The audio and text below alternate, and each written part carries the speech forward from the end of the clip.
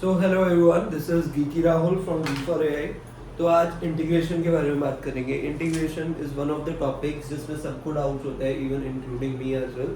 But yeah I do like it, क्योंकि हर question एक ट्रिकी क्वेश्चन होता है, हर क्वेश्चन में कुछ नई लर्निंग होती है। So we learn a lot of new things while studying integration, and integration is very much related to differentiation. तो तुम लोगों ने डिफरेंशिएशन पढ़ा है। डिफरेंशिएशन कहाँ से आया था? डिफरेंशिएशन, है ना? ठीक है।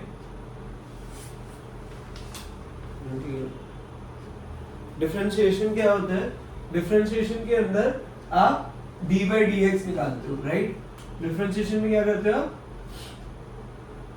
डिफरेंशिएशन में आप D by d x of एक फंक्शन करते हो एफ एक्स, है ना? उसको आप फाइंड आउट करते हो, उसको हम क्या बोलते हैं? F dash x. ठीक है। तो अभी डिफरेंशिएट जब मैंने एक फंक्शन को करा तो मेरे पास क्या आया? F dash x, right? अब इंटीग्रेशन में क्या होता है? Integration is almost the opposite of it. इसीलिए इंटीग्रेशन को हम क्या बोलते हैं? इंटीग्रेशन को हम बोलते हैं, सबसे पहली चीज ध्यान देना, एंटी डेरिवेटिव। एंटी डेरिवेटिव क्यों बोलते हैं? क्योंकि जो तुम्हें यहाँ पे एफ डैश एक्स मिला था, अगर मैं इसको इंटीग्रेट करूं, कैसे? एफ डैश एक्स जो हमें आया था उसको मैं इंटीग्रेट करूं तो मुझे क्या मिल जाएगा? वापस से वही फंक्शन मिल जाएगा, ओरिजिनल। तो इंटीग्रेशन क्या करता है? आपको यहां से यहां ले जाने में हेल्प करता है। डिफरेंशिएशन से क्या होता है कि आप डिफरेंशिएट करके जहां फंक्शन पे जाते हो, और इंटीग्रेशन से क्या होता है? उसका उल्टा, एग्जैक्टली उल्टा। इसीलिए क्या बोलते हैं इंटीग्रेशन को? Anti derivative. ठीक है। ये चीज एक सिंपल सी चीज आती है। अभी कुछ एक रूल्स पढ़ेंगे, ठीक है? वहां से हम शुरू करते हैं क्लास को।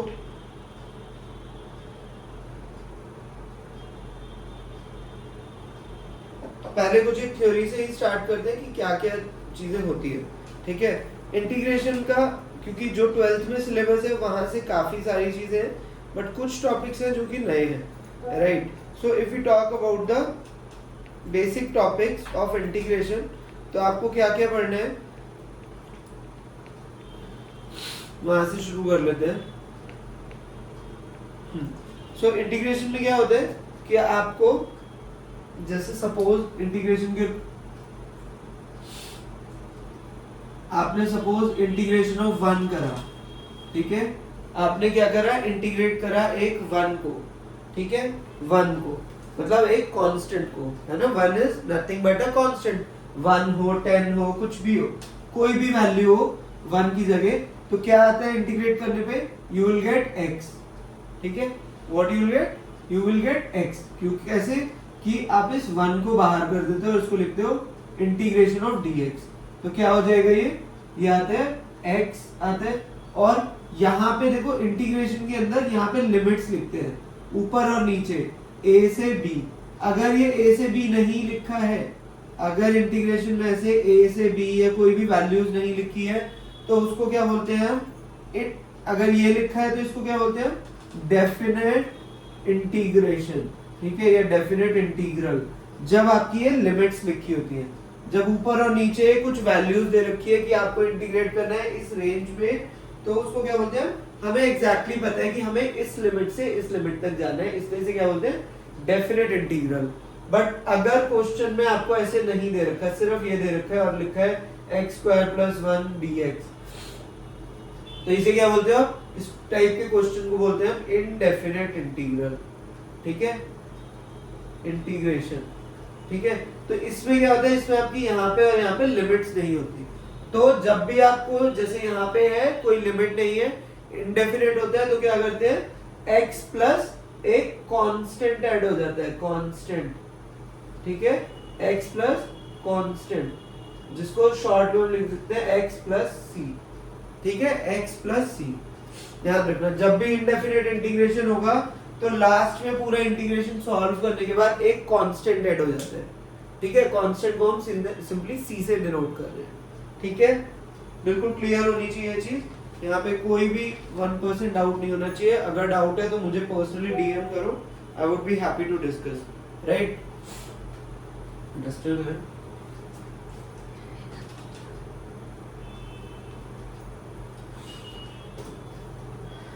ठीक है, ये हमने सबसे पहले पढ़ा।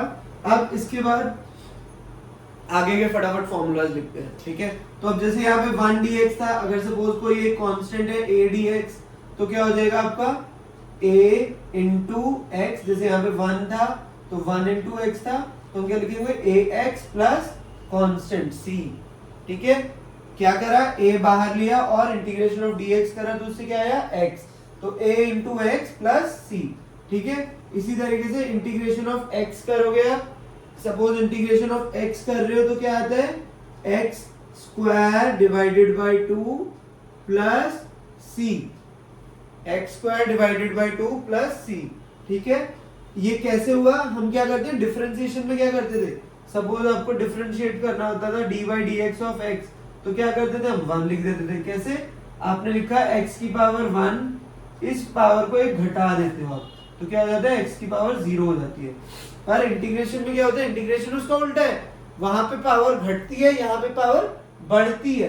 तो क्या हुआ, x था तो x का की पावर ऊपर 1 प्लस 1 हुई और डिनोमिनेटर में भी 1 प्लस 1 हो गया, कि जो पावर थी एक्चुअल वो ऐड हो गई।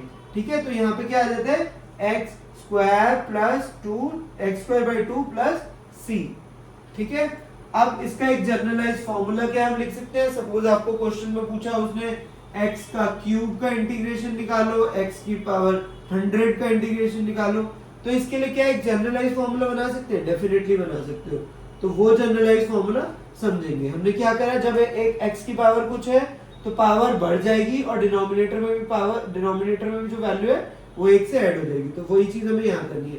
अगर x की पावर n है, अगर x की पावर n है, where n can be 100, n can be 3 और एनीथिंग, और आपको उसको इंटीग्रेट करना है, तो क्या करेंगे हम x की पावर 1 बढ़ा देंगे, n प्लस 1 कर देंगे और डिनोमिनेटर में भी n प्लस 1 कर देंगे। डिनोमिनेटर में भी आप n प्लस 1 कर दोगे और प्लस c लिख दोगे। ठीक है, तो क्या करा हमने, x की पावर 1 बढ़ा दी और डिनोमिनेटर भी 1 बढ़ा दिया। डिफरेंशिएशन में उल्टा होता था, डिफरेंशिएशन में वो पावर आगे आ जाती थी। अगर तुम्हें dy dx of x to the power n करना है तो क्या होता था, n आगे आ जाता था। ठीक है, और x की पावर 1 घट जाती थी। जैसे dy dx of x to the power 3 में पूछो अगर, तो क्या करते थे, 3 आप आगे लिख देते थे और x की पावर 1 घटा देते थे, है ना। तो डिफरेंशिएशन में पावर घटती है, इसमें पावर बढ़ती है, इसीलिए इसे बोलते हैं एंटी डेरिवेटिव।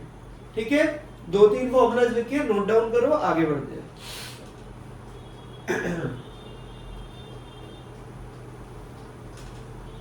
आगे बढ़ते हैं, अब पढ़ेंगे थोड़े से ट्रिग्नोमेट्रिक वाले, क्योंकि ट्रिग्नोमेट्री का भी बहुत ज्यादा यूज होता है यहाँ पे। ठीक है, तो हम सबसे पहले पढ़ते हैं साइन एक्स का इंटीग्रेशन। साइन एक्स का इंटीग्रेशन क्या होगा भाई बताओ, साइन एक्स डीएक्स का क्या होगा, साइन एक्स का डिफरेंशिएशन क्या होता है, डिफरेंशिएशन होता है साइन एक्स का, क्या होता है साइन एक्स का डिफरेंशिएशन, साथ साथ पे ऐसे लिखते हुए चलेंगे। ठीक है, तो थोड़ा सा आसान होगा, जहां जहां जरूरत रहेगी। dy dx of sin x क्या होता है, differentiation of sin x will be cos x, differentiation of sin x क्या होता है, cos x। ठीक है, but integration of sin x क्या होता है, minus of cos x plus c, क्योंकि यहाँ पे लिमिट्स नहीं है, तो आप क्या रखोगे, माइनस ऑफ cos x होता है। ठीक है, अब अगला आया integration of cos x dx क्या होगा, integration of cos x dx। अभी हमने पढ़ा था ना कि अगर differentiation of fx is f dash x, तो f डैश x को जब आप इंटीग्रेट करोगे तो क्या आ जाएगा, सीधे सीधे वो fx आता है। तो हमने डिफरेंशिएट करा sin x को, तो क्या आएगा cos x। अब ये यहाँ पे यही पूछ रहे हैं, cos x को इंटीग्रेट करेंगे तो क्या आएगा, ये वाला सीधा सीधा क्या आ जाएगा, sin x प्लस c। तो क्या हो जाएगा, integration of cos x will be sin x plus c। ठीक है, इसी तरीके से डिफरेंशिएशन ऑफ cos x क्या होता है, डिफरेंशिएशन ऑफ cos x क्या होता है, माइनस ऑफ sin x। ठीक है, माइनस ऑफ sin x। इसको अभी इससे रिलेशनशिप तुम निकाल सकते हो, ठीक है। अभी क्या होगा, कैसे निकाल सकते हैं, इसको इधर ले देंगे और इंटीग्रेट कर देंगे तो वही चीज आ जाती है, ठीक है। थर्ड थिंग लिखो फटाफट, integration of sec square x dx क्या हो जाएगा भाई, sec स्क्वायर x dx क्या होता है 10x plus c, 10x plus c। Fourth लिखो sec square x plus sec square x dx का इंटीग्रेशन करा तो क्या आया 10x प्लस c। अब इसी तरीके से cosec स्क्वायर x dx का करोगे तो क्या हो जाएगा minus of cot x plus c, ठीक है। देखो cot और cos जो है ना उसमें नेगेटिव आ जाते हैं, बस ये ध्यान रखो। जैसे cos में था तो cos का डिफरेंशिएशन करता है तो नेगेटिव आता है ना, इसी तरीके से c वाला जो आता है ना तो उसमें ज्यादा चांसेस रहते हैं कि आपका नेगेटिव आ जाता है। थोड़ा सा ऐसे याद करने का तरीका बता रहा हूँ, cos x स्क्वायर में क्या होता है 10 स्क्वायर sec स्क्वायर में कभी भी नेगेटिव नहीं आएगा, बट cosec cot वाले में हमेशा नेगेटिव आ जाता है, ठीक है। ध्यान रखना, भी नीचे भी चेक कर पाओगे तो यहाँ पे। और ऐसे कांस्टेंट लगता है जब भी इंडेफिनिट इंटीग्रल होते हैं। cosec स्क्वायर dx क्या होता है minus of cot x plus c। Next rule is sec x 10x dx क्या होगा integration of sec x 10x dx का, सीधा सीधा होता है बिल्कुल सिंपल सा sec x प्लस c, ठीक है। पॉजिटिव में sec x प्लस c। अब यहीं पे अगर मैं बात करूं sec x की जगह लिख दूं cosec x और 10 की जगह लिख दूं cot x dx तो क्या आ जाएगा फिर आगे ना cosec और cot वाला तो क्या हो जाएगा नेगेटिव लिख देंगे। सबसे पहले लिखेंगे minus cosec x plus c, ठीक है। उसके बाद इसी तरीके से एक और चीज जो बहुत जरूरी है, बहुत कॉमनली पूछा जाता है 1/x dx, ठीक है। जैसे डिफरेंशिएशन में थोड़ा सा अलग होता है, यहाँ पे देखो 1/x का जब आपको इंटीग्रेशन करना है पावर क्या होगा -1, तो जब पावर -1 होती है स्पेसिफिकली ध्यान रखना, ठीक है। इंटीग्रेशन ऑफ 1/x dx क्या होता है ये इंपॉर्टेंट है, इसको बोलते हैं natural log of mod x या नेचुरल लॉग ऑफ x लिख दो simply, natural log of x plus c, ठीक है। या हम कई बार इसको ऐसे भी लिख देते हैं log x प्लस c, ठीक है। 1/x dx को क्या लिखते हैं log x plus c। 12th तक जो पढ़ा है तो वहां पे आपको सिंपली log x ही लेते थे, बट यहाँ पे क्या है कि log का बेस का काफी सारे क्वेश्चन आ रहे हैं तो इसलिए we are trying to be very specific and will use natural log of x plus c, ठीक है। बट मोटा मोटा बात ये है कि 1/x का जब इंटीग्रेशन करोगे तो you will gate log x, ठीक है। log में आएगा आंसर। अगला क्वेश्चन देखते हैं। अगला है अगर एक्सपोनेंशियल फंक्शन है उसका आपने इंटीग्रेशन करा तो क्या हो जाएगा, you will get the same function e to the power x plus c, ठीक है। e की पावर x प्लस c आपको सीधा सीधा मिल जाता है। अब आगे बढ़ते हैं, आगे इससे भी अच्छे क्वेश्चन है, ठीक है। जैसे समझो एक चीज क्या होगा कि अगर थोड़ा सा कॉम्प्लिकेटेड क्वेश्चन आ गए, यहाँ पे integration of a to the power x dx पूछ रहे हैं। अब a to the power x का मतलब क्या है, सपोज उसने पूछा कि जैसे सपोज मैं इसी क्वेश्चन को सॉल्व करता हूँ इस फॉर्म में कि यहाँ पे a की जगह क्या था e की पावर x का इंटीग्रेशन निकालना था हमें, तो हमने यहाँ पे a की जगह क्या है e है ना, मैंने एक जनरलाइज फॉर्मूला बना रहा हूँ तो a की पावर x मतलब e यहाँ पे मैं पुट करने वाला हूँ, तो इसका फॉर्मूला क्या होता है a to the power x आप एज इट इज लिख दो, ठीक है, divided by natural log of a लिख देंगे, ठीक है। बस natural log of a plus c, ठीक है। अब यहाँ पे क्या था भाई, यहाँ पे था इंटीग्रेशन ऑफ ex dx, तो क्या हो जाएगा ऊपर e to the power x divided by natural log of e plus c। Natural log of e क्या होता है, नेचुरल लॉग ऑफ e क्या होता है log e with base e, तो जब x और बेस की सेम वैल्यू होती है तो उसको क्या लिख देते हैं 1, तो इसीलिए denominator will be 1 e to the power x divide by 1 plus c, तो ये आंसर हो जाएगा। ठीक है, तो सिंपली ये वाली एक प्रॉपर्टी लिख सकते हो तुम, इस वाली property. Try to note down all these things, then आगे बढ़ेंगे।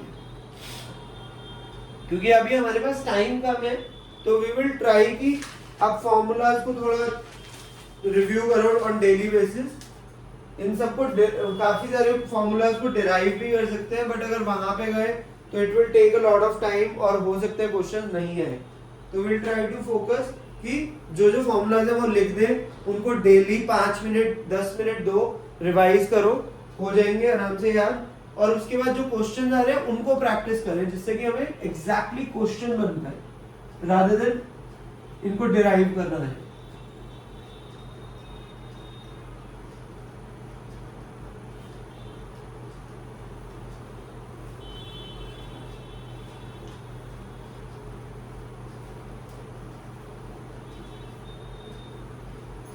ठीक है, आगे बढ़ते हैं। देखो एक चीज और है, ठीक है, कुछ क्वेश्चंस डायरेक्टली आते हैं, इसलिए वो वाली प्रॉपर्टीज भी देखिए।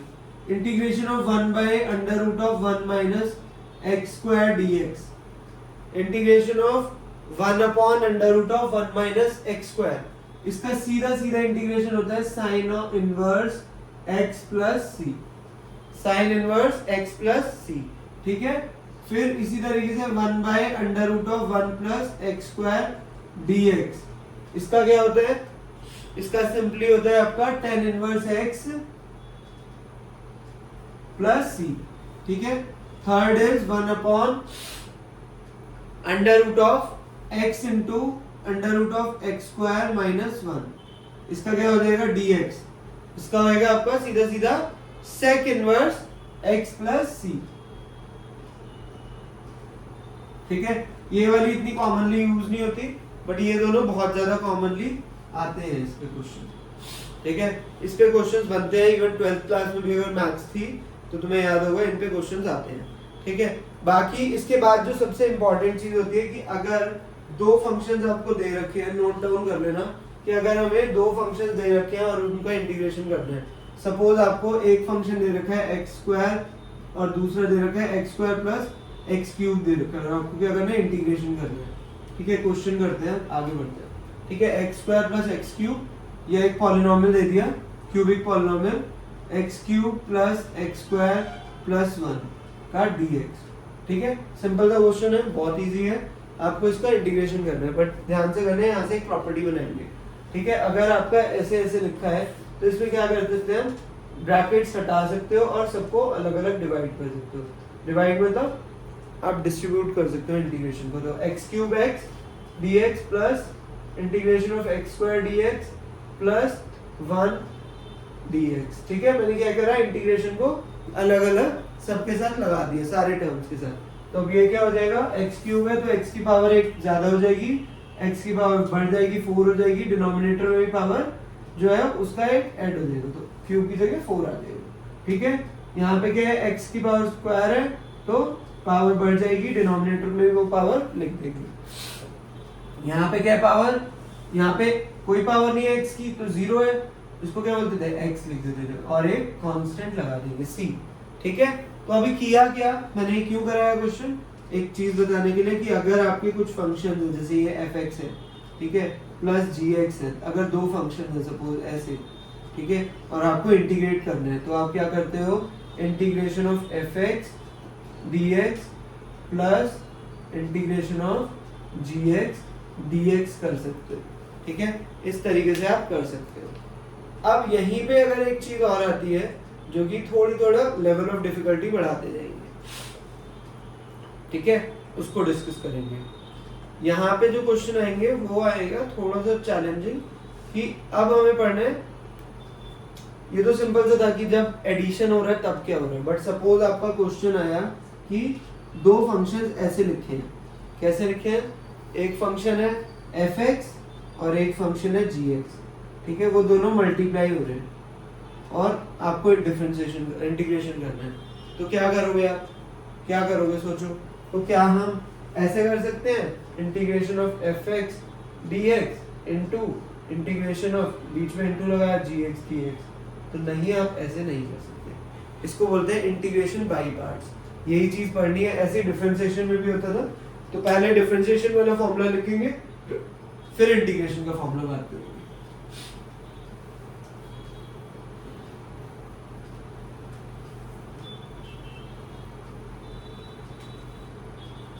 तो जब डिफरेंशिएशन आप करते थे, डिफरेंशिएशन में क्या होता था, f x g x d by d x of f x g x है, ठीक है। तो बहुत ही इजी रहता था इसमें। इसमें क्या करते थे, पहले एक का डिफरेंशिएशन करा, फिर दूसरे का डिफरेंशिएशन करा। पहले क्या करते थे, f x d by d x of g x plus, अब क्या करेंगे, d by d x of, ये इसको ऐसे लिख देते हैं। पहले क्या करोगे आप, इस एफ एक्स का और एक जी एक्स का। तो पहले इसको सपोज फर्स्ट मान लेते हैं, इसको सेकंड मान लेते हैं। तो पहले क्या करेंगे, d by d x of f x कर दिया, ठीक है। अब इसको किससे मल्टीप्लाई करोगे, जी एक्स से, फिर प्लस करेंगे, एफ एक्स लिख देंगे। अब क्या करेंगे, d by d x of g x करेंगे, बस, ठीक है। तो आप क्या करते हो, डिवाइड, मतलब क्या करा हमने, पहले फर्स्ट वाले पार्ट को डिफरेंशिएट कर दिया, फिर सेकंड वाले पार्ट को डिफरेंशिएट कर दिया। एग्जांपल देखने तो एक बार एक एग्जांपल देख लो, सिंपल सा। जैसे या एग्जांपल मैं बाद में करूंगा, अभी मेरे पास क्वेश्चन है नहीं, मैं देखूंगा सारे क्वेश्चन, उसके बेसिस पे हम करेंगे, ठीक है। ये होल्ड ऑन कर लेते हैं, ठीक है। दिस इज सपोज एक क्वेश्चन है, क्वेश्चन है सिंपल सा ही बना लेते हैं, कुछ क्वेश्चन बना नहीं सकते ना। तो let's say the question is x square into x square plus 1, suppose यही है सिंपल सा क्वेश्चन, ठीक है। तो अगर मुझे इसको डिफरेंशिएट करना है, तो एक तो मैं बहुत नॉर्मल वे में बिना किसी फॉर्मूले यूज करके कर लेता हूँ, जिससे मैं वेरीफाई करता हूँ, ठीक है। तो क्या हो जाएगा, इसको मैं सिंप्लीफाई कर लेता हूँ, ये मैं जो नॉर्मल तरीका है वो बता रहा हूँ। तो क्या हो जाएगा, एक्स की बार, इसको अंदर मल्टीप्लाई करें, एक्स की बार 4 प्लस एक्स स्क्वायर, तो इसका डिफरेंशिएशन करोगे तो क्या हो जाएगा, ये हो जाएगा 4 आगे 4 एक्स क्यूब, और फिर इसको डिफरेंशिएट करोगे क्या हो जाएगा 2 इंटू एक्स, ठीक है। तो ये मैंने शॉर्ट में आंसर निकाल दिया। ये आंसर इसका आना चाहिए, बट यूजिंग दिस फॉर्मूला, ठीक है। थोड़े कॉम्प्लिकेटेड क्वेश्चन आएंगे, इसीलिए हम लोग इसको यूज करते हैं, बट यहाँ पे मैंने बहुत सिंपल क्वेश्चन लिया है just to show you this, ठीक है। तो हमें आंसर हमारा कैसे आना चाहिए, ये आना चाहिए। अब कैसे आएगा, इस वाले को मैंने बोला ये एफ एक्स है और ये जी एक्स है, मतलब ये दो फंक्शन है ना, ये दो फंक्शन है। तो जैसे क्वेश्चन आएगा तो उसमें पहला फंक्शन हो सकता है एक नॉर्मल पॉलिनोमियल फंक्शन, और दूसरा फंक्शन हो सकता है लॉगरिथम या एक्सपोनेंशियल फंक्शन।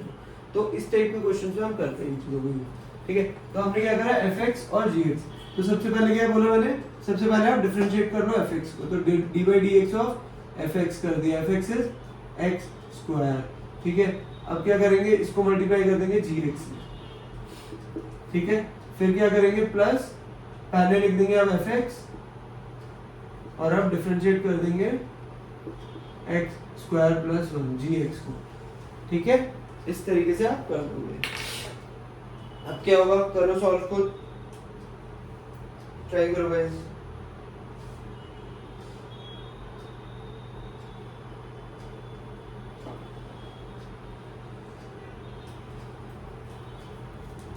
अब क्या करेंगे, इसको जब आप डिफरेंशिएट करोगे तो क्या हो जाएगा, ये 2 आ गया, 2x into x square plus 1, ये वाला हमने सॉल्व कर दिया। इसको सॉल्व करेंगे तो क्या आएगा, plus x square as it is आया, इसको डिफरेंशिएशन करेंगे तो क्या आएगा, अंदर जाएगा, this will be 2x plus 1 का डिफरेंशिएशन क्या होता है, कांस्टेंट का, कांस्टेंट का D by d x of constant अगर 1 है या कुछ भी है वैल्यू, तो यू विल ऑलवेज गेट 0। तो क्या कर देंगे, 0। तो क्या है आंसर, 2x को अंदर मल्टीप्लाई किया 2x cube plus 2x plus इसको मल्टीप्लाई करा इससे, तो क्या होगा 2x क्यूब। तो क्या है answer, 2x cube plus 2x cube 4x cube plus 2x। तो एग्जैक्टली सेम आंसर आ गया ना। तो इसी तरीके से आपको ये करना होता है। तो इसको अगर इन शॉर्ट लिखूं तो d by d x of f x g x क्या होते हैं, पहले कर देंगे एफ डैश एक्स, पहले फर्स्ट वाले को डिफरेंशिएशन करो, multiply it with g x, फिर क्या करना है plus g f x g dash x, ठीक है। फिर दूसरे वाले को डिफरेंशिएट करो, इस तरीके से करना होता है, ये होता है डिफरेंशिएशन बाय पार्ट्स, इस तरीके से बोलते हैं, ठीक है। Now what we have to study, we have to study integration by parts, कि इंटीग्रेशन बाय पार्ट्स कैसे करेंगे। तो इंटीग्रेशन बाय पार्ट्स में क्या होता है उसका फॉर्मूला देखते हैं।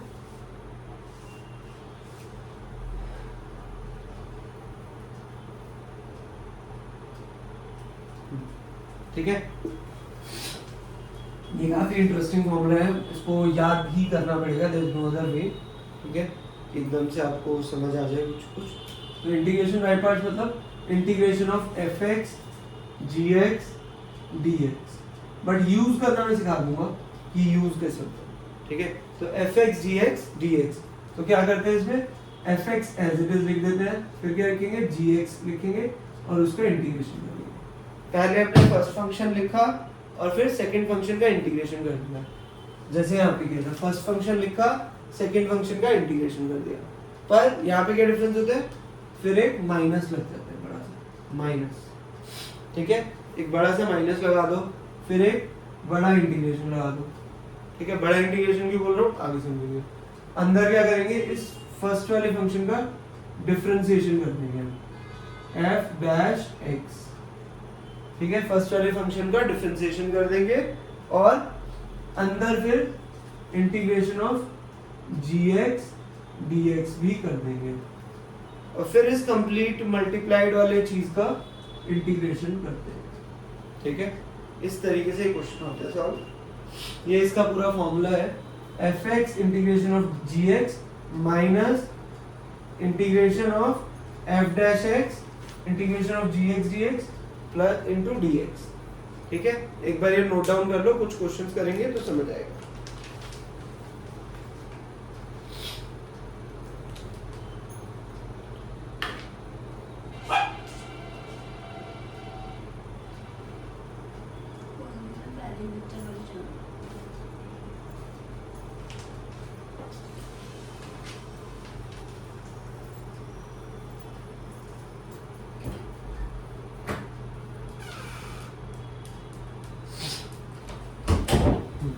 सबसे पहला क्वेश्चन इजी था, वहां से शुरू करते हैं, ठीक है।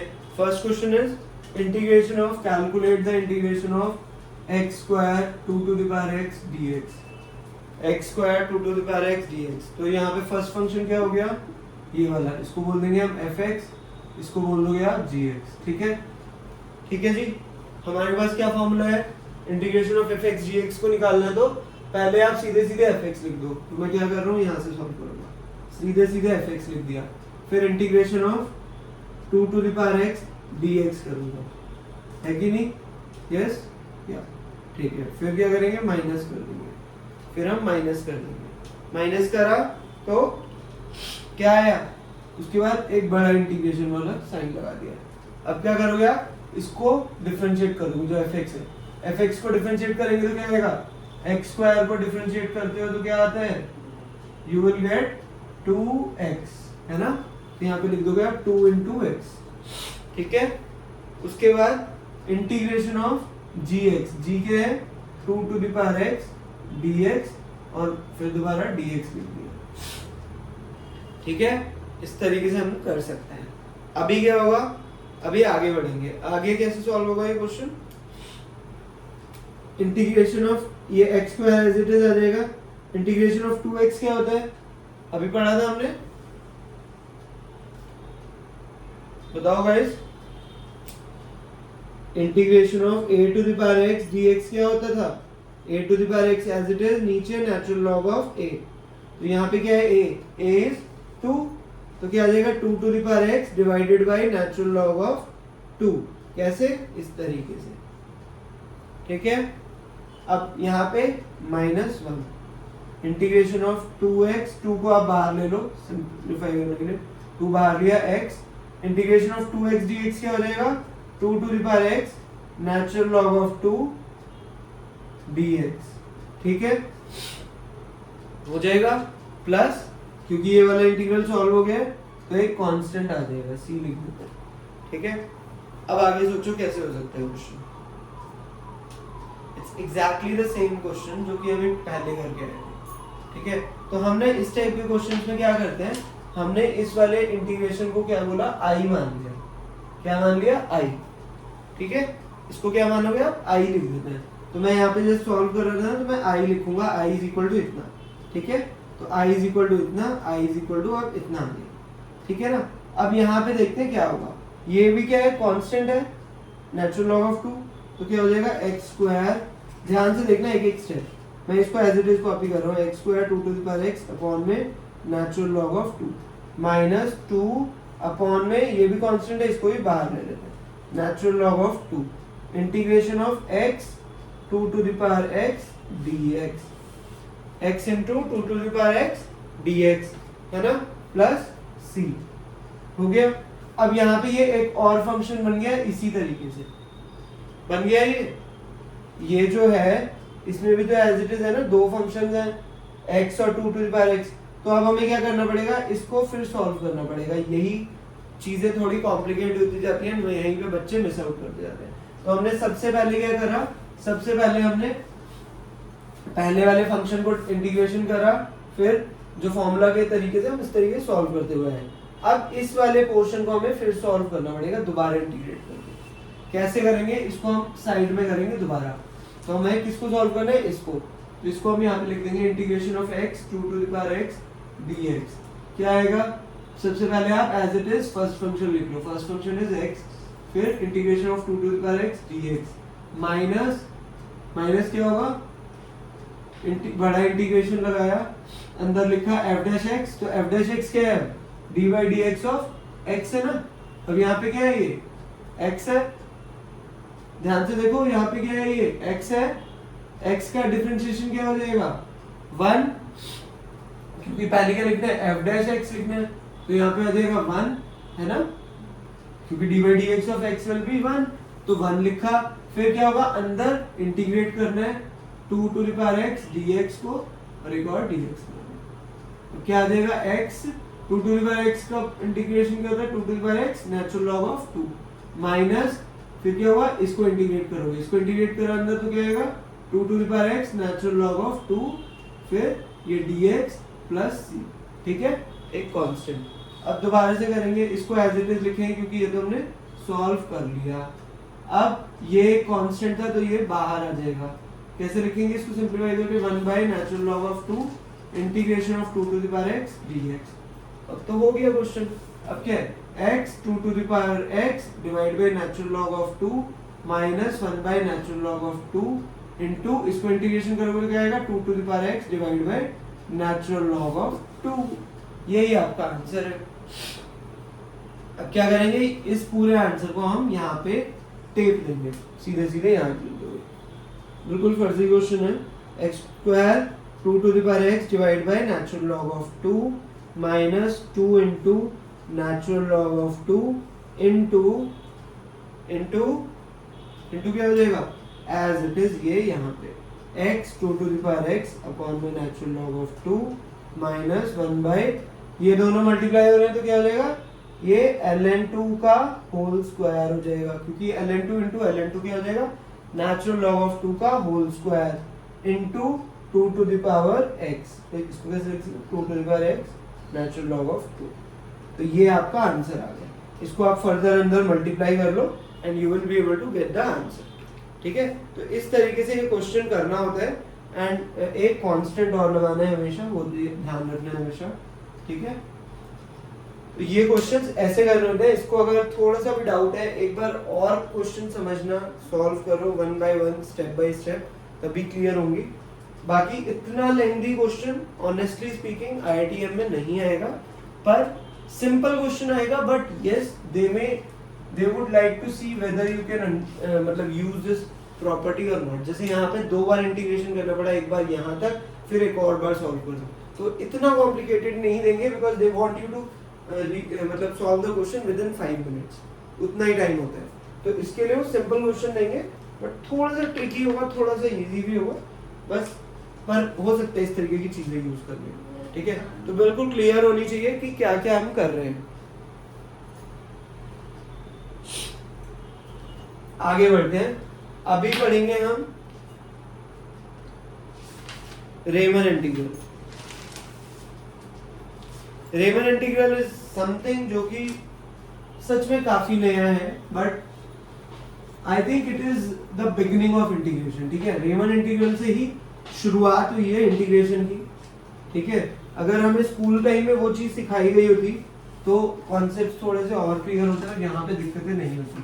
बट स्कूल लेवल मैथमेटिक्स में उन्होंने रेमन इंटीग्रल बताया नहीं डिटेल में, थोड़ा सा शायद समझाया था, बहुत मतलब इन अ वेरी लेमन टर्म, जो कि आई थिंक वही अप्रोप्रिएट वे था। तब अगर हमारे को रेमन इंटीग्रल समझाते तो हम कंफ्यूज हो जाते और नहीं समझ पाते। ठीक है, बट आज उसको थोड़ा डिटेल में पढ़ेंगे, रेमन सम को, रेमन इंटीग्रल क्या है, क्यों पढ़ते हैं, and why it is important, why how it help integration वाले कॉन्सेप्ट। ठीक है, तो रेमन इंटीग्रल से स्टार्ट करते हैं।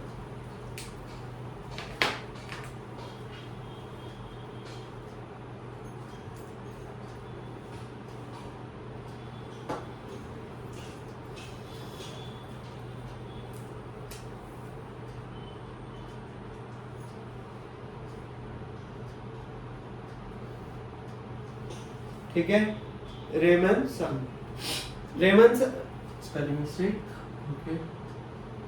ठीक है, रेमन सम में क्या होता है कि यार just assume that there is a curve. तुम्हारे पास एक कर्व दिया होगा, आपको क्या सोचना है, सपोज आपको एक स्मूथ सा कर्व अज्यूम करो। जैसे सपोज एक कर्व है इस तरीके का, हमने पॉलिनोमियल्स पढ़े थे, वहीं से एग्जांपल लेते हैं। सपोज एक पैराबोला है। ठीक है, parabola is something like this. ठीक है, एक सिंपल सा कर्व है, and you have to calculate, या और इजी लेते हैं, एक आपके पास लाइन है। ठीक है, सिर्फ कोऑर्डिनेट ज्योमेट्री से शुरू करते हैं।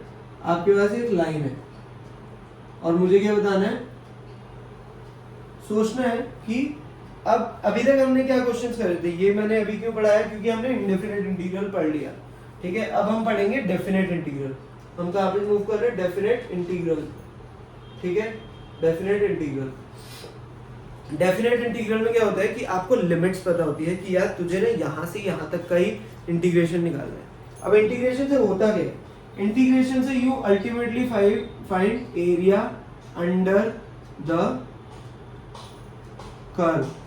ठीक है, एरिया अंडर द कर्व निकालते हो। एरिया अंडर द कर्व मतलब कि जैसे सपोज मेरे को ये लाइन दी हुई है, ठीक है, और मुझे पता है this is x is equal to 1। ठीक है, ये 0 था, ये 1 है, एंड ये लेट्स से 10। ठीक है, this is x is equal to 10। ठीक है, now what we want is we are suppose to calculate the area under this curve. ठीक है, अंडर दिस कर्व हमें क्या करना है, एरिया अंडर दिस कर्व निकालना है। तो जब आपके पास इंटीग्रेशन के प्रॉपर्ली कॉन्सेप्ट्स नहीं होते तो आप क्या करोगे, एक बच्चे से पूछोगे तो आप क्या करोगे, इसके अंदर कुछ ब्लॉक्स फिट करने की कोशिश करोगे। क्या करोगे, सिंपली कुछ स्ट्रिप्स पुट करोगे, कुछ छोटे छोटे ब्लॉक्स बनाओगे, कोशिश करोगे कि यार अच्छा ये है, फिर ऐसे है, फिर ऐसे है, तो इस तरीके से आप कुछ स्ट्रिप्स बनाओगे, है ना। तो उसी को हम बोलते हैं रेमन सम। हम क्या करते हैं, हम कुछ ब्लॉक सोचते हैं। हम इस पूरे टोटल जो ये एरिया है ना, जो ये एरिया आपको निकालना है, ये जो एरिया निकालना है आपको, इस एरिया को क्या करेंगे, लेट से मैंने सोचा इस एरिया को ना 5 स्टेप से डिवाइड करते हैं। किससे, 5 से। ठीक है, तो 5 स्टेप से डिवाइड करेंगे तो आप कैसे करोगे, सोचो।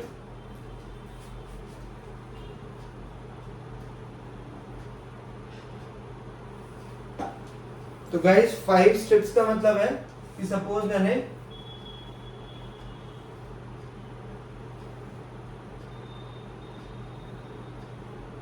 This is x equal to 1, this is x equal to 10। तो मैंने क्या बोला, 5 स्टेप्स लूंगा मैं क्या करूंगा, 5 स्टेप्स। तो मैं 5 रेक्टेंगल लूंगा, स्टेप्स मतलब वही रेक्टेंगुलर स्टेप्स इस तरीके की। तो मैं क्या करूंगा, 1 2 3 4, 1 ये फर्स्ट स्टेप, ये सेकंड स्टेप, ये थर्ड स्टेप, ये फोर्थ स्टेप, ये फिफ्थ स्टेप। तो मैं 5 ऐसी स्टेप्स खड़ी करूंगा यहाँ पे और उनसे इसको कवर करने की कोशिश करूंगा। तो क्या करेंगे, यहाँ पे गए फर्स्ट वाले में x इक्वल टू 2 पे, और यहाँ पे ले जाके एक ऐसे स्ट्रिप बना दी, ठीक है, इसको इस तरीके से।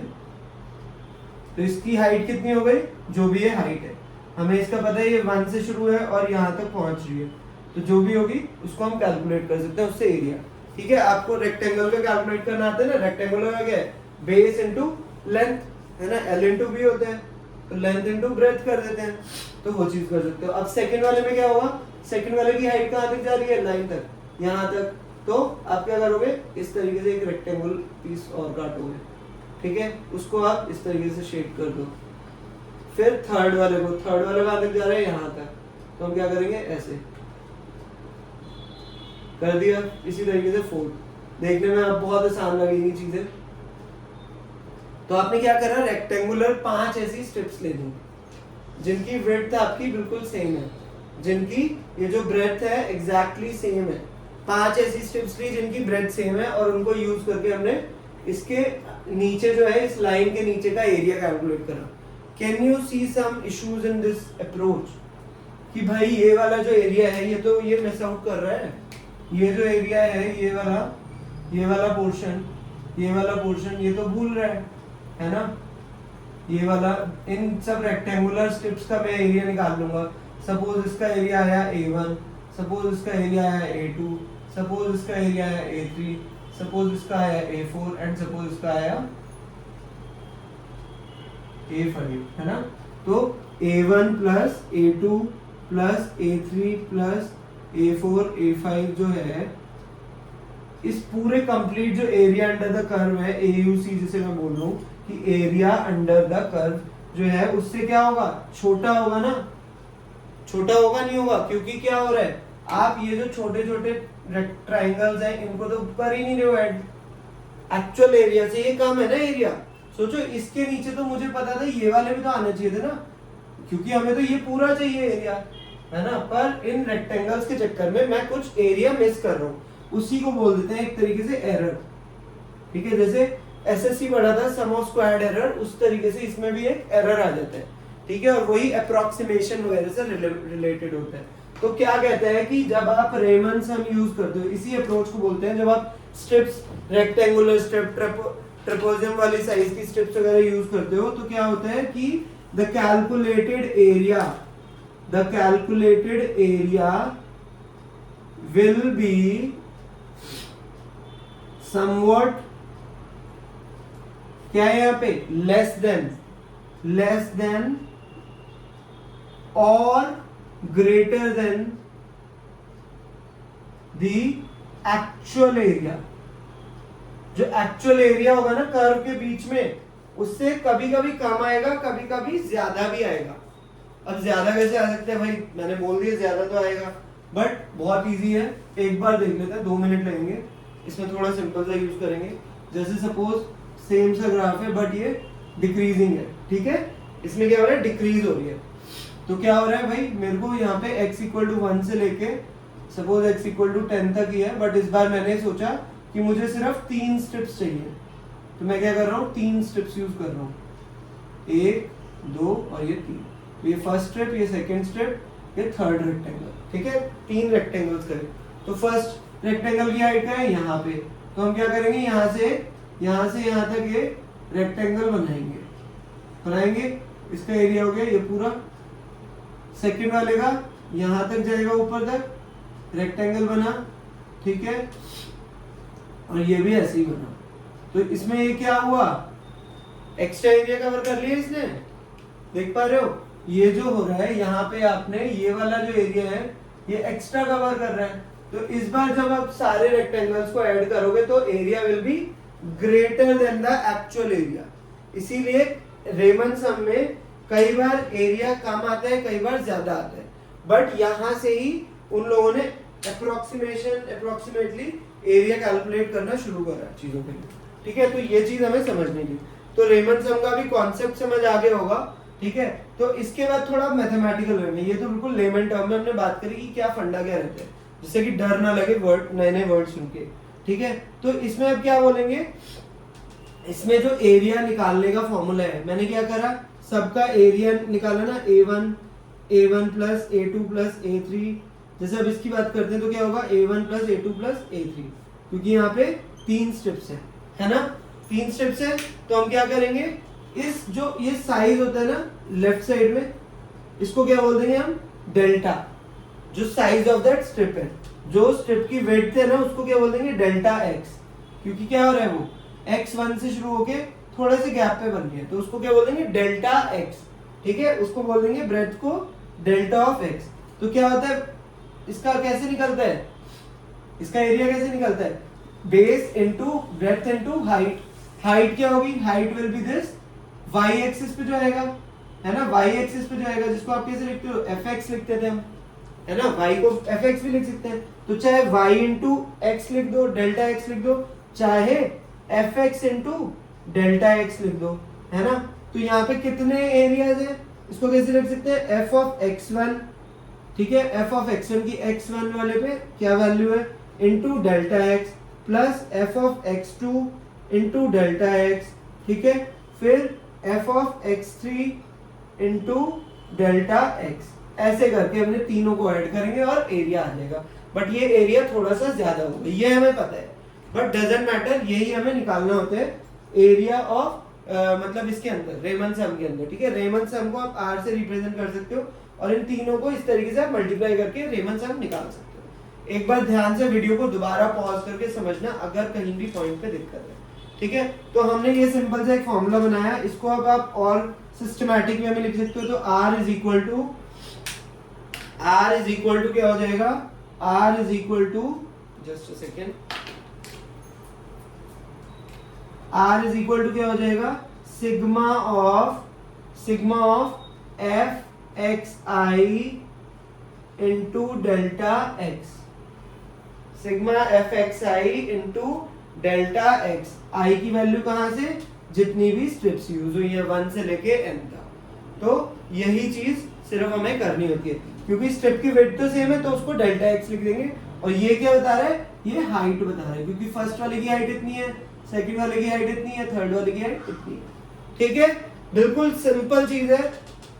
रेमन सम कैसे निकलता है, इस तरीके से सारी रेक्टेंगुलर स्ट्रिप्स को ऐड करते जाओ। अब डिफरेंस कहाँ पे आता है, क्वेश्चंस करने पे। क्वेश्चन जब तुम करोगे तो वहां पे ना थोड़ा सा वो बेवकूफ बना देंगे कि यार डिफरेंट चीजें दे दी। जैसे सपोज तुम्हें दे दिया कि अभी यहाँ पे हम रेक्टेंगुलर स्ट्रिप्स यूज कर रहे हैं। ठीक है, नेक्स्ट क्वेश्चन करते हैं, क्वेश्चन करोगे तो समझ आएगा कि क्या मैं बोल रहा हूँ। Let me share a question जो कि एग्जाम में आ रखा है। ठीक है, एंड शायद से आईडीएम की वीडियोस देखोगे तो you will not be able to solve that question. तो उस क्वेश्चन को करते हैं and then we will conclude this session. तो तुम लोग उसके बारे में स्टडी करना and I am just going to share a link of the blog post जो कि मैं अपनी वेबसाइट पे पोस्ट कर रहा हूँ। ठीक है, एंड तुम लोग उसको फॉलो कर सकते हो, क्लास के नोट्स में मैं डाल दूंगा, तो वहां से सारे रूल्स लिख जाएंगे। 1-2 रूल्स पढ़ लेना, उन पे ही क्वेश्चन आएंगे, ज्यादा डेप्थ में नहीं आते। ठीक है, तो अभी सबसे पहला क्वेश्चन है, question is if, one second, if estimated area A of the region bounded by the graph of region bounded by the graph of the region bounded by the graph of the function fx is equal to x square plus 1, x square plus 1। ठीक है, above the interval क्या दिया हुआ है, 1 से लेके 4 तक। जैसे वहां पे 1 से लेके 10 तक दिया था और हमें एक लाइन दी हुई थी उस क्वेश्चन में ना, इस तरीके से। तो यहाँ पे क्या दे रहे हैं, ग्राफ दे दिया हमें। ठीक है, सिंपली इसने एक ग्राफ दे दिया, एक कर्व दे दिया, ऐसी कोई भी कॉम्प्लिकेटेड कर्व की इक्वेशन दे सकते हैं। ठीक है, अब क्या कह रहा है, यूजिंग द, बट इंटरवल दे दिया, बट क्या कह रहे हैं, यूजिंग द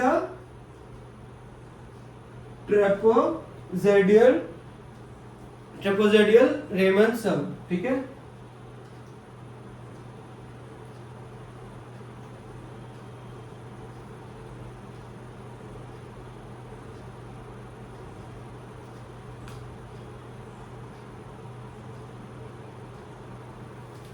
ठीक है, ट्रेपेजॉइडल रेमन सम। तो क्या यूज कर रहे हैं यहाँ पे, रेक्टेंगुलर स्ट्रिप्स नहीं यूज कर रहे, ट्रेपेजियम वगैरह यूज कर रहे हो आप। ठीक है, ट्रेपेजियम क्या होता था, ट्रेपेजियम इस तरीके का होता था, अगर याद नहीं है किसी को तो ट्रेपेजियम इस तरीके का एक क्वाड्रिलेटरल होता था। ठीक है, तो ट्रेपेजियम रेमन सम यूज कर रहे हैं बाय टेकिंग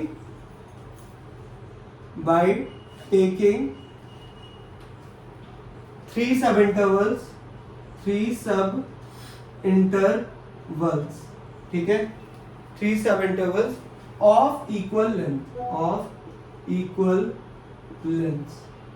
वही कि हमने 3 सब इंटरवल्स में लिया, क्या करा, रेक्टेंगुलर स्ट्रिप्स की जगह क्या यूज कर रहे हैं, ट्रेपेजियम्स यूज कर रहे हैं।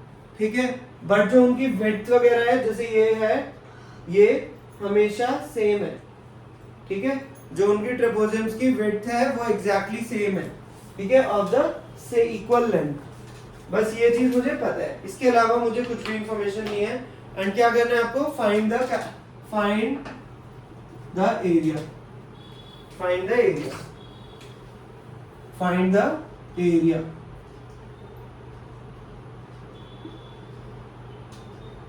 फाइंड द एरिया निकालना है। सोचो कैसे करेंगे।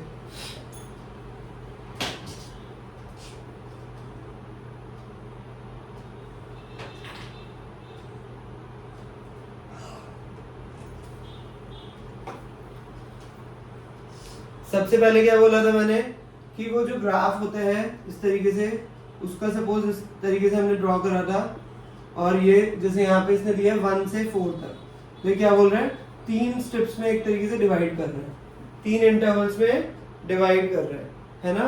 तो 3 इंटरवल्स में डिवाइड कर रहे हैं, तीनों की लेंथ क्या है, सेम है। तो क्या करोगे आप, इसको उस डेल्टा एक्स की वैल्यू निकालोगे कि जो डेल्टा एक्स है वो कितना आएगा। तो डेल्टा एक्स को निकालने का तरीका देखो, अभी हमने बहुत डिटेल में नहीं पढ़ा था, बट अभी यहाँ पे क्वेश्चन सॉल्व करते हुए चेक करेंगे कि एक एक चीज कैसे करते हैं। ठीक है, प्रॉब्लम सॉल्विंग पे नहीं था, वहां पे थ्योरी डिस्कशन हुआ था। तो अभी डेल्टा एक्स कैसे निकालोगे, delta x will be upper limit मतलब upper limit minus lower limit, upper bound बोल देते हैं इसे। ठीक है, upper bound minus lower bound divided by n। ठीक है, upper bound divide by lower minus lower bound divided by n। तो अपर बाउंड क्या है यहाँ पे 4, और लोअर बाउंड क्या है तुम्हारा, लोअर बाउंड इज 1। तो 4 माइनस 1 डिवाइडेड बाय n क्या है, कितने इंटरवल्स हैं, 3। तो 4 minus 1 divide by 3 will be 3 divide by 3। तो क्या है 1। तो डेल्टा एक्स की वैल्यू कितनी आ गई भाई, 1। ठीक है, ग्राफ की हमें अब कोई जरूरत नहीं है क्योंकि हमें बस समझाना था।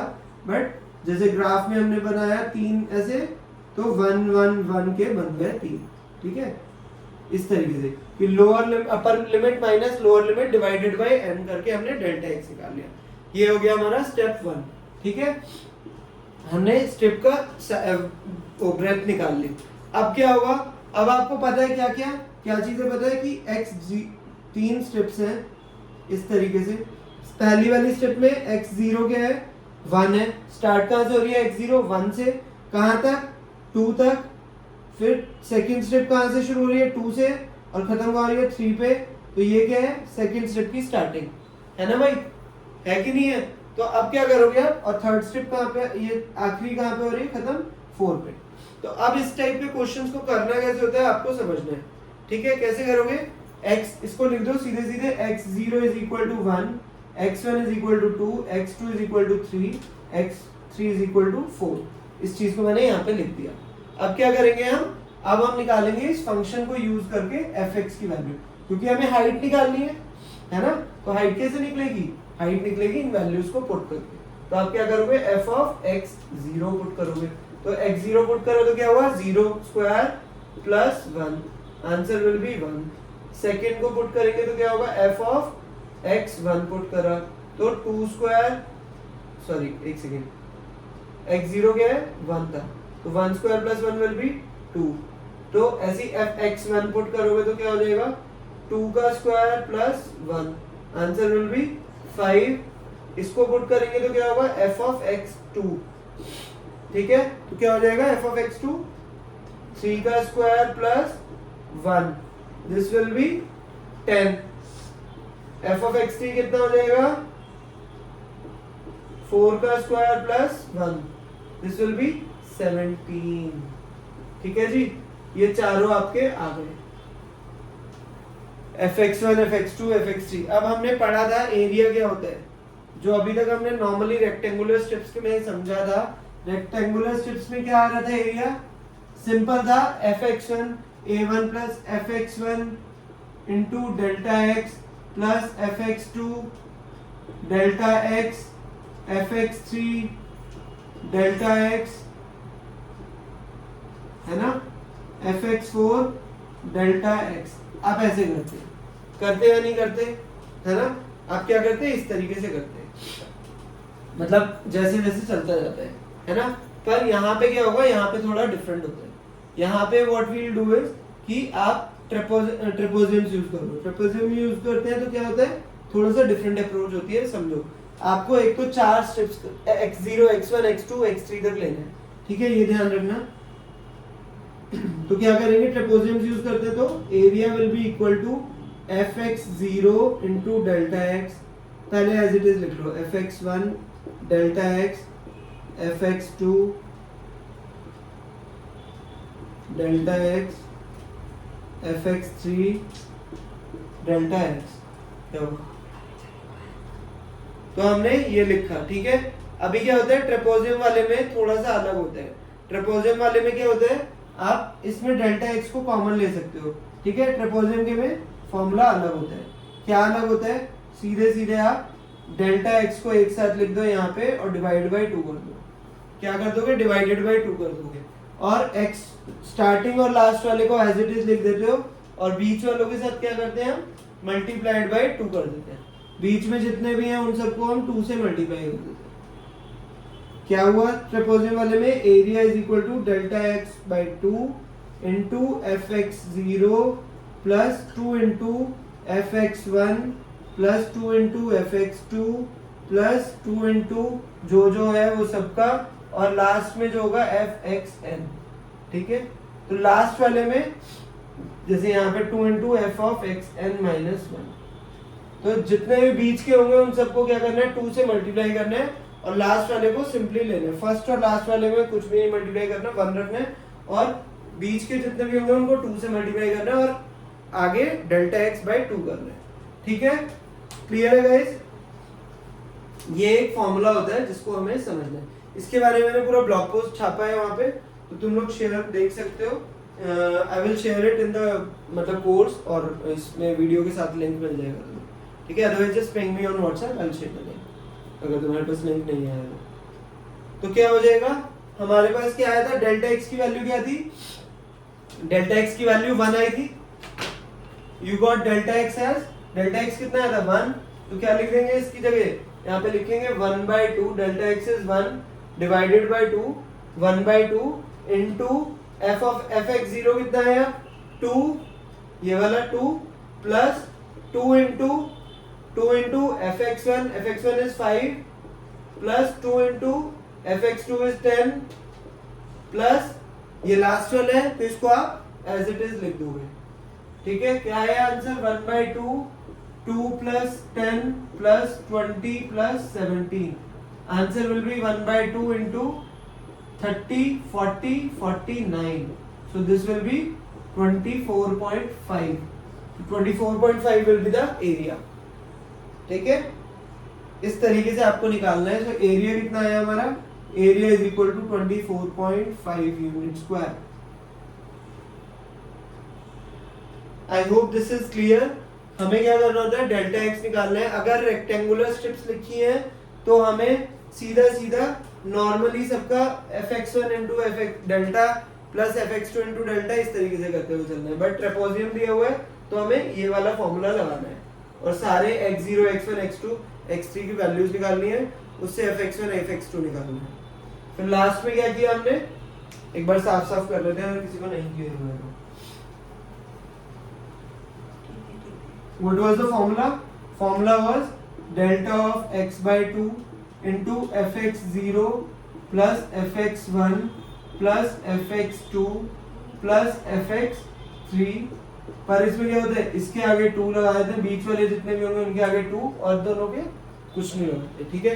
तो delta of x by two कितना हो, 1 by two, F x zero is 2 plus 2 into 5 है ना, प्लस 2 इंटू 10 प्लस 70। इसको आप सॉल्व करोगे तो कितना आएगा, 49 डिवाइडेड बाई 2 विच इज 24.5। इस तरीके से क्वेश्चन करना है, इजीली बनेंगे, ठीक है।